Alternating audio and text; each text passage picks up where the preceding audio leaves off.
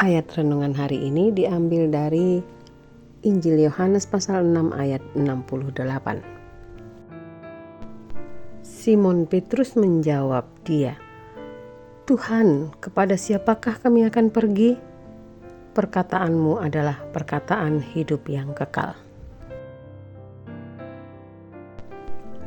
Pernyataan tentang perkataan hidup yang kekal.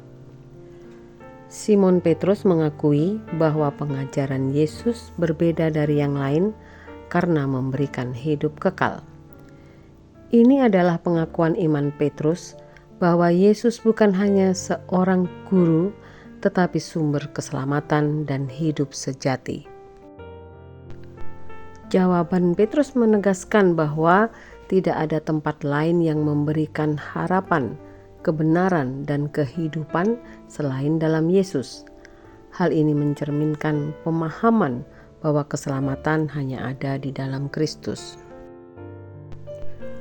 Ketika banyak murid meninggalkan Yesus, Petrus tetap setia, menunjukkan kepercayaan meskipun menghadapi ketidakpastian atau ajaran yang sulit dimengerti. Ini mencerminkan iman yang tidak tergantung pada kenyamanan atau pengertian penuh, tetapi pada keyakinan akan kebenaran Kristus. Banyak orang Kristen yang mungkin saat ini merasa bingung dengan berbagai pilihan hidup atau ajaran spiritual.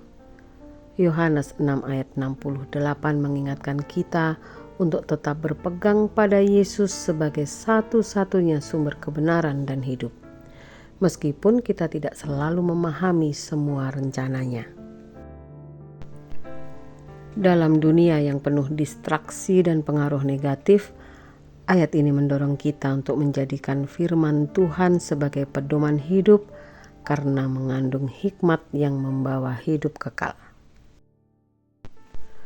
Ketika hidup membawa tantangan atau pengajaran Kristen yang terasa keras, misalnya dalam hal memikul salib atau hidup kudus, ayat ini mengingatkan kita untuk tetap percaya bahwa hanya Yesus yang memberikan hidup sejati.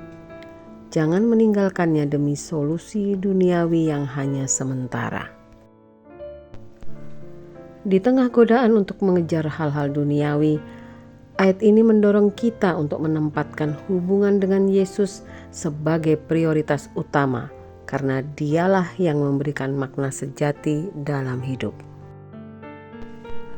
Di tengah godaan untuk mengejar hal-hal duniawi, ayat ini mendorong kita untuk menempatkan hubungan dengan Yesus sebagai prioritas utama karena dialah yang memberikan makna sejati dalam hidup.